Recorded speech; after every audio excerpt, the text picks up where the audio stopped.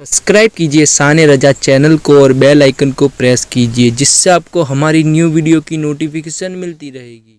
आका सल्लल्लाहु अलैहि वसल्लम ने फरमाया, ला तज़ालु ताइफ़तुम मिन उम्मती, मेरी उम्मत में से एक जमात ऐसी रहेगी जो क़यामत तक हक के लिए लड़ती रहेगी और अल्लाह उनका नासिर और मददगार होगा। बैतुल मुक़द्दस की ये तारीख़, आज बैतुल मुक़द्दस को इन्होंने खून में नहला रखा है।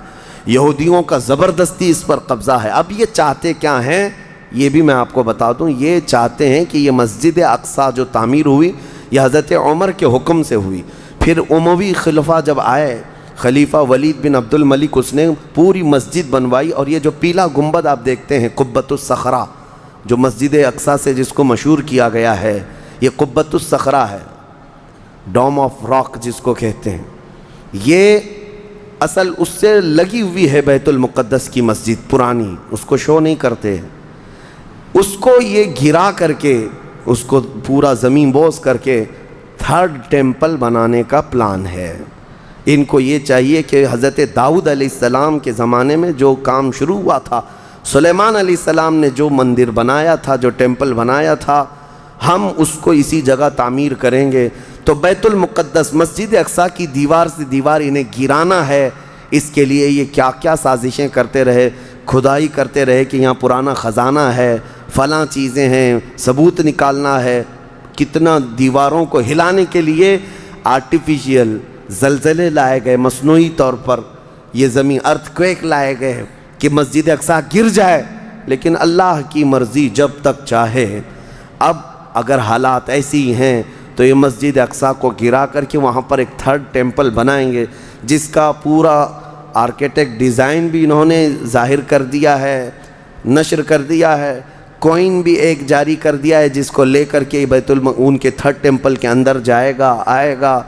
ये 2017 की बात मैं बता रहा हूँ। पूरी तैयारियाँ कर ली गई हैं। अब देखा गया है कि मुसलमान हर जगह से सोए हुए हैं, अब कोई भी उठता नहीं है। अरबों के मुंह में तो इन्होंने अपनी ज़ुबान रख दी है, अरब अब बोलने के काबिल नहीं रह गए।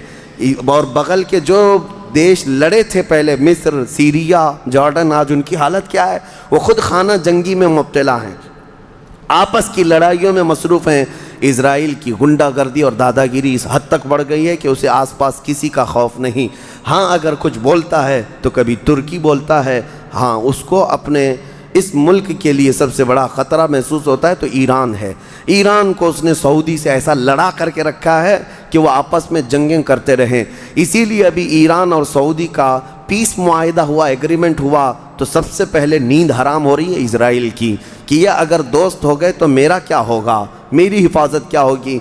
इज़राइल हमास को मदद करता है, जो गज़ा में एक इलाका बाकी रह गया मुसलमानों का, जो फ़लस्तीन के अंदर है, जो आज तक लड़ रहे हैं, आज तक रॉकेट दागते हैं, इज़राइल के साथ लड़ते।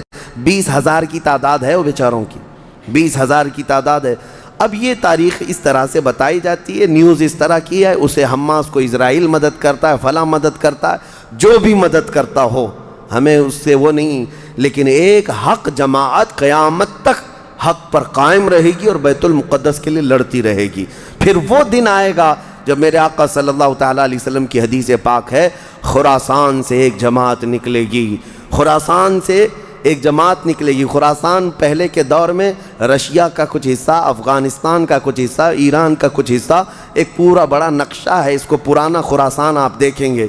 खुरासान से एक जमात निकलेगी, उनके हाथ में काले झंडे होंगे। मेरे आका ने फरमाया वो इतनी तेज़ी से निकलेंगे कि दुनिया की बड़ी सी बड़ी ताकत उनका रास्ता नहीं रोक सकेगी, और वो सीधे झंडे ले जा करके बैतुल मुक़द्दस में नस्ब करेंगे और फिर इस्लाम का परचम वहाँ से बुलंद किया जाएगा।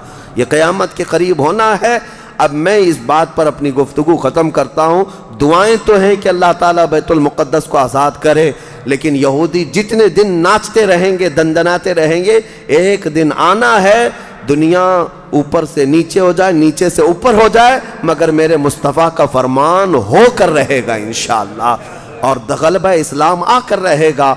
आज यौमुल क़ुद्स के तौर पर पूरी दुनिया में ये बात मनाई जा रही है। मैं बच्चों में ये इन्फॉर्मेशन नकल करना चाहता हूँ कि बच्चों याद रखो हमारा बैतुल मुक़द्दस से क्या रिश्ता है। ہمارا کیا تعلق ہے اور ہمارے لیے وہ کتنی عظمت والی جگہ ہے. اس لیے کہ آپ ہندوستان میں ہیں، دور دراز ہیں، کہیں پر بھی ہیں، لیکن روحانی رشتہ تمہارا جب مدینے سے جڑا ہے تو مدینے کے آقا کے فرمان سے بھی جڑا ہوا ہے. اللہ کریم ہم سب کو بیت المقدس کے محافظین میں شامل فرمائے. قیامت کے قریب امام مہدی کی فوج میں اللہ تعالی ہمارا شمول فرمائے. کریم خدا بیت المقدس کو تو آزاد فرما دے، یہودیوں کے چنگل سے اسے آزاد کر دے. فلسطین کے نونہال نہتے بچوں پر مولا تو رحم فرما دے.